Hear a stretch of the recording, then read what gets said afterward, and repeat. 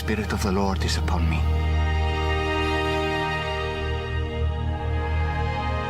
He has anointed me to proclaim good news to the poor.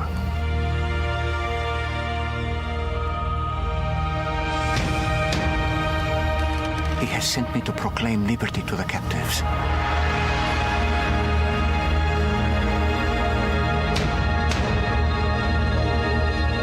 and recovering of sight to the blind, to set at liberty those who are oppressed, and to proclaim the year of the Lord's favor. What do you want from me?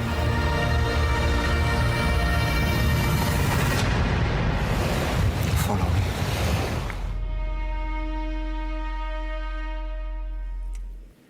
So one thing I love about our church is that we have so many people from all different walks of life and all different people along different walks in their faith journey.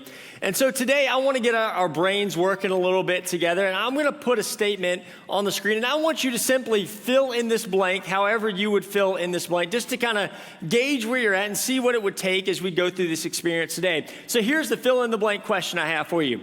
If God did blank, I would believe he was real. If God did blank, I would believe he was real. And I want you to think about how you would answer that. What would it take for you? What would you have to hear? What would you have to experience? What would you have to go through? Now, for some of you, you're probably like, well, I've already made that decision to believe in God because of the things that have happened in my life. Some of you believe because of some of the things that you've heard or seen or experienced.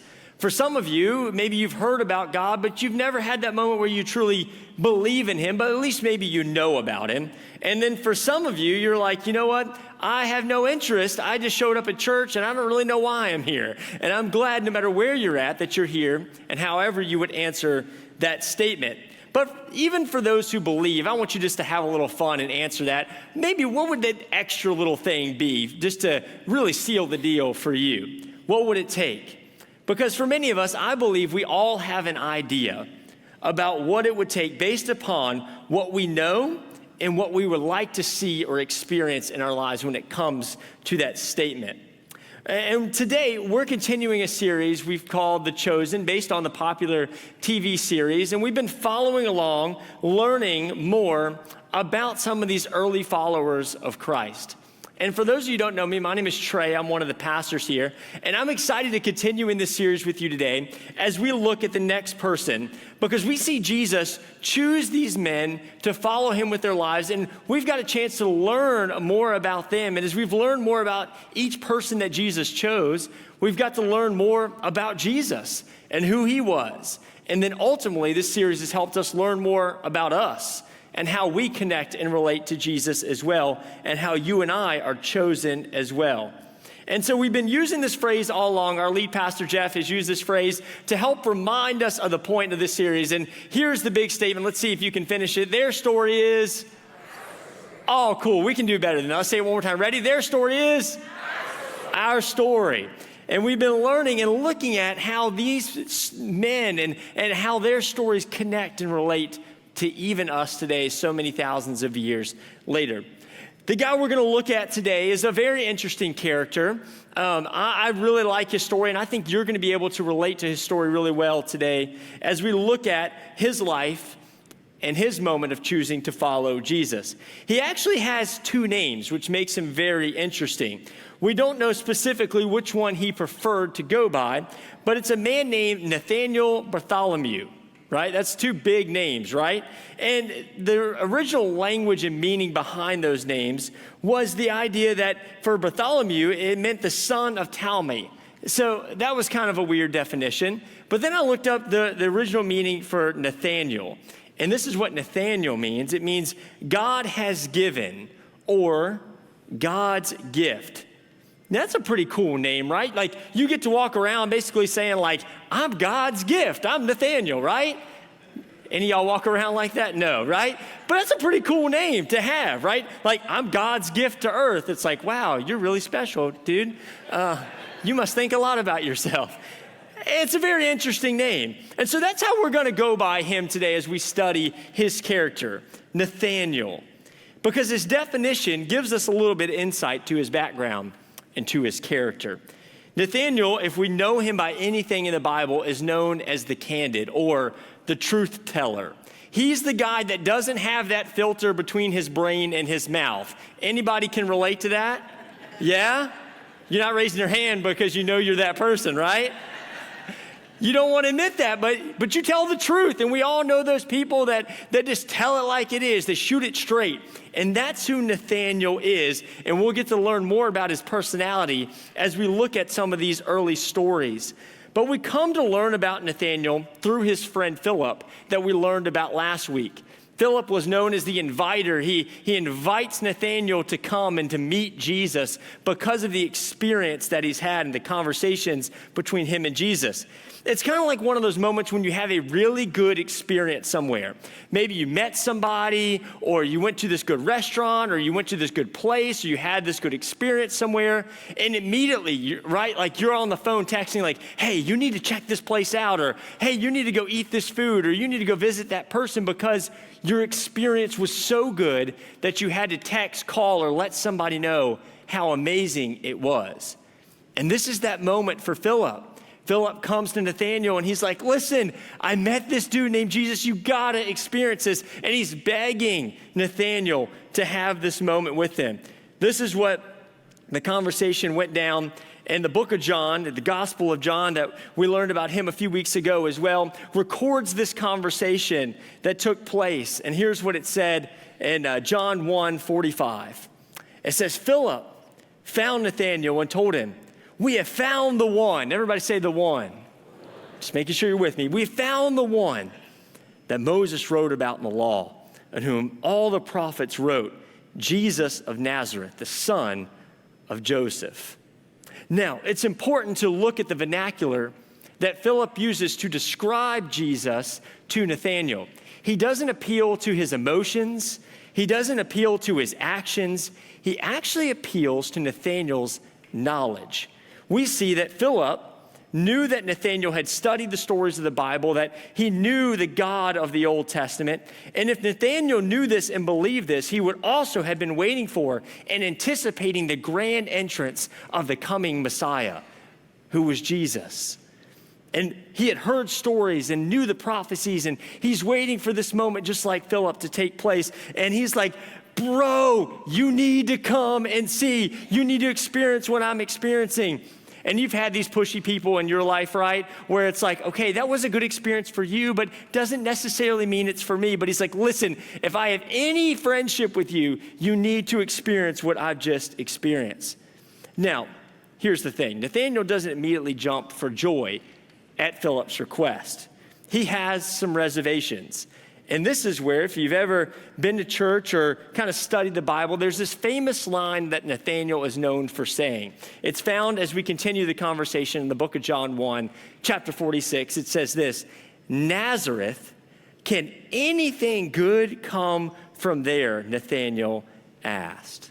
See, this is the truth teller part. He's like, listen, okay, I'm cool, you're talking about the Messiah coming, but from Nazareth? Like, Philip, have you lost your mind? Like, this isn't how this is supposed to take place. And he gives this kind of sarcastic, humorous response, but I also think there's some truth to what he's saying as well, because he had these different experiences, and he had read the Old Testament, and he had been waiting for the Messiah, and for the Messiah to come to Nazareth just didn't make sense. Because if you knew about Nazareth, you would know that that's not really a great place to come from. I was reading some commentaries this week trying to understand a little bit about Nazareth and this place, and here's kind of what some commentaries talked about Nazareth being like. It says Nazareth was a very immortal town. And then, I love this phrase, it was inconceivable to Nathanael that the Messiah would come out of a tacky place like Nazareth. Gives you a little bit of imagery about what this place was like. And why Nathanael had a hard time believing that Philip could understand why Jesus would come from here. He's probably like, good on you, Phil, that's great, but Jesus ain't supposed to come from there. He's supposed to come from a better place. Like if he's the Son of God, he's supposed to be like this perfect place and this great scene. But what we learn is that's just not how the story continues. And Philip uses his friend card. And you all know you have friends like this that say, hey, listen, you may not understand, you may not agree, you may not want to come with me, but I'm going to pull the friend card and I need you to join me. Anybody have a friend like that who's ever pulled that moment? Maybe you had to like work on someone's yard and you're like, okay, I'm only doing this because I'm your friend. Well, this is Nathanael. And here's what Philip says to him, John 1:46. He just says simply, come and see. Nathanael, just come with me. Just come and see what I've experienced. And I promise you it will be worth the time. Now, we'll continue the conversation as we see this unfold. But I think there's a lot we can learn about Nathanael, and there's a lot we can learn about us and our relationship with God through this story. And so there's two big life lessons I want to give you today as we study this story. And the first big one I want you to see in this first bit of text is that we can be real with God, and we can be real with how we feel about God. I think a lot of people think that when you have skepticism that somehow it's going to scare God away. But the cool thing is that our questions and our conversations can bring such clarity to understanding who God really is and what God is all about. See, many people think when they step foot in a church or they start thinking about religion, they have to check their brain at the door for some reason. But what I love about Nathanael is Nathanael approaches this from a logical standpoint. And he believes in God, but he's trying to question and figure out if this guy named Jesus is the real deal. Now, there's a certain level of faith that's required with any belief system. But what I love about this guy is this guy has done his research. He's got the head knowledge, but it hasn't quite made it to his heart yet. He knows about God, but he doesn't know who God could be to him. And we see and understand Nathanael knew these things, and he questioned these things. And there's places that he would go to in order to have this time and moment just to get real. And what the great thing about these moments are is that I think all of us need a place where we can to get real with God, that we can let God know how we really feel and what's really going on. For him to make a statement like, is there anything good that could come from Nazareth? Shows us that he's no holds bar, that he can just be real with his friend and with God about what's going on in his life. And the cool thing is that he had a sacred place where he would go to have these real moments with God. And this place is known as a fig tree. Here's kind of what a fig tree looks like. It's kind of a desolate place, as you see here in Galilee, where Nathanael would go to a private place. And the cool thing about a fig tree was it provided space like another room outside of their house. Because there was usually only one room in some of these earlier homes that these people would live in. And so Nathanael would actually go up under a fig tree to have some privacy and to have a moment to himself, a place of solitude. And the cool thing about a fig tree, they were normally about 15 feet tall, but they would span out about 25 feet to create a big place of shade. And so it was like another room for him where he would go and he would have time to himself, where he would go and just be real with God and be real about life, a place where he could just be himself. This is Nathanael's spot. This is where he would study and hang out and do life. Many of us have a place in our own lives like this, don't we? Places that we go to for security, places that we go to for safety, places that we go to just to breathe for a moment or to hide from the kids for a minute. Like, we all have these places just that are our breathing places where we can just chill for a moment. Maybe you have a room, maybe you have a park, maybe you have a destination, maybe you have a store. My wife says Target. Anybody know about that? Yeah, that's like our second home, and our bank account proves it. But yeah, that's her place. That's her go-to. That's her safety. For me recently, I bought a fire pit and put it out in our backyard. And here's a picture of it. This has like become my fig tree like Nathanael. A moment where I just get to hang out and have a moment. I can be real with God after a long week, or I can just relax and just have a moment. And you probably have these places too. And this was Nathanael's under this fig tree. And as we continue in the story to learn more about his life, I want to show you a scene from The Chosen where he's having one of these real moments. He's having a tough time in life, a tough time with his job, a tough time with what's going on. He's trying to make sense of it all. And he comes to his safe place and he just gets real and vulnerable before God. And I want you to look at this place and I want you to think about your life and moments that you've had like this, because I think this scene is so relatable to every single one of us, no matter what we may be facing or going through. And it shows us an example of how real we can be with God. So take a look at this clip.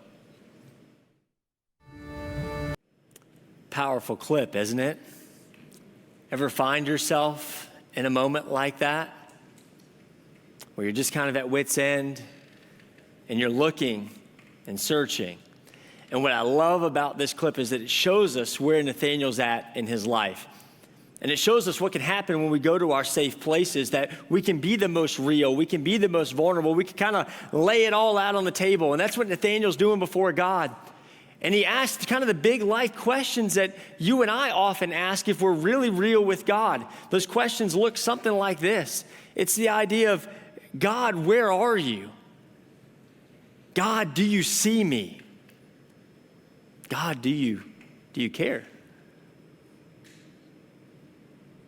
Those are hard places for us to be. And we find Nathanael there searching and longing and trying to figure out what life could look like with his real doubts and his real emotions portrayed. And we often think that these kind of moments in faith don't go together. Like if we were strong in our faith, we wouldn't have moments like that. But I think it's in those moments where we are the most real, where we are the most vulnerable, that we can experience God like never before. And that's what Nathanael shows us, that it's okay to be real with God. And so what would it take from this moment to Nathanael actually believing the claims that Philip, his friend, is making to him about Jesus? Going back to the question we started with in the beginning, if God did blank for Nathanael, he would believe that God was real. And for us, if God did blank, I would believe he was real. What would it take for Nathanael in order to truly believe? Let's continue the conversation that John records, and I want you to listen to how this conversation takes place, because the cool thing is Nathanael actually goes with Philip and they meet Jesus. And to his surprise, he's blown away by what he experiences. And so here's how the conversation goes down. John 1:48 through 50. This is Nathanael's response to first meeting Jesus. He says, "How do you know me?" Nathanael asked. Jesus answered, he said, "I saw you while you were under the fig tree before Philip called you." Now think about that moment we just watched. And for Nathanael to know that God was there in the midst of that moment. Here's how Nathanael responds to Jesus. He declares, "Rabbi, you are the Son of God. You are the King of Israel." He believes the claims that Philip had told him about. That's all it took. And then Jesus said, "You believe because I told you you were under the fig tree. You will see greater things than that." What a moment, right? I mean, what Philip was telling him about, what he said, come and see, that it was worth it, that it was real. And all it took was Jesus saying one thing about his past that would help him believe in his present. That he looked back on his life and he realized God was there all along. That his cries were not in vain. That his pain wasn't forsaken. That God heard him and saw him. And he believed Jesus was real. Now, what a cool thing, right? Not only that we can be real with God, but I think the second life lesson that we can learn from this passage is this, is that when we get real with God, God gets real with us. When we get real with God, when we put it all out there, when we're honest before God, that God doesn't just ignore us or God just pretend like he didn't hear it, but God knows us. And he gets real with us. He gets real with Nathanael. And it didn't matter how good Nathanael was or how much head knowledge he had. He finally got to take what he knew and apply it to his life. And Nathanael's encounter with Jesus shows us that life is more than just what we know about God, but that we can experience the relationship with God. And the cool thing is that while that happened to Nathanael, it can also happen to us. And so real quick, I want to show you another scene from The Chosen where this conversation takes place. And I want you just to see the imagery of what it was like for Nathanael to truly meet Jesus. And for us, what it could look like for us today if we be real before God and see God get real with us. Take a look at this clip. Amazing clip, isn't it? Isn't it cool to actually see that moment? And I love that through Nathanael's truth, that he experiences the truth about who Jesus is in the midst of everything that he had gone through. That when he looked back in his life, that he saw God was there every step of the way. And it led him to ultimately being known that he was chosen. And I love Nathanael's story because I feel like I relate a lot to the Nathanael story because I was a Nathanael. I had heard about God and I'd even been to a church or two when I was younger. But I came to this part of my life when I was in middle and high school where I kind of was doubting, I was questioning, I was trying to figure out life, tried all sorts of things, nothing satisfied me. And so I was looking and longing for what Nathanael was longing for. I found myself under a lot of fig trees. And the cool part was I had a friend invite me to come to a church very similar to ours.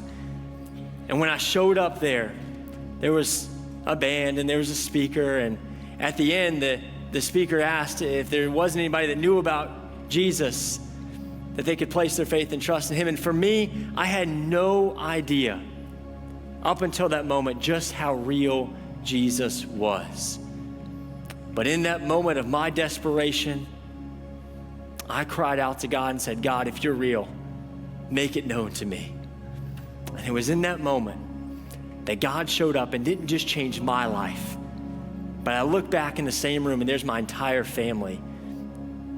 And we all in that moment realized that Jesus was who he was, that he could do what he said he could do. And Jesus became so real to us.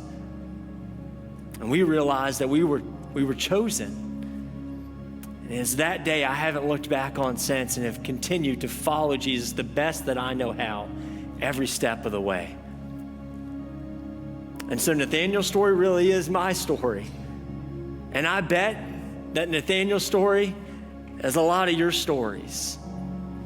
Where we face doubts, we have questions, life didn't go the way that we thought. We have things get in the way of what we thought was going to happen, and we're like, God, where are you? God, do you see me? God, do you care? And the cool thing is that in the midst of all of our worries and our stress and our doubts and concerns, that Jesus can meet us right where we're at and remind us not only how real he is, but how real he's always been. And so today, I don't know where you're at.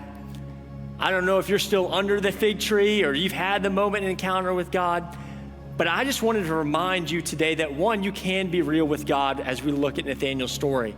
But the best part is that when we get real with God, God can become so real to us.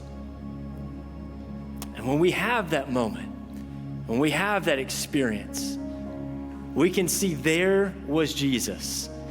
In the midst of my pain, in the midst of my struggle, there was Jesus. And so I just want you to take a few moments and just reflect on Nathanael's story, and I want you to think about your story as you hear this next song from the band and realize that Jesus is closer than you ever could imagine him being. And he's there for you, no matter what you may be facing today. Take a listen to this. Well, thanks so much again for stopping by. If you have any questions or would like to get connected here at Atlee Church, we would love to help or serve you any way that we can. And if God is doing something awesome in your life, we'd love to hear about it. You can email us directly at stories@atleechurch.org. And if you would like to support the ministries here at Atlee financially, you can go to our website and click the top tab, Give, and that helps us continue to get these messages out there and make a difference in the lives of so many. Well, thanks for tuning in, and we hope to see you again next week.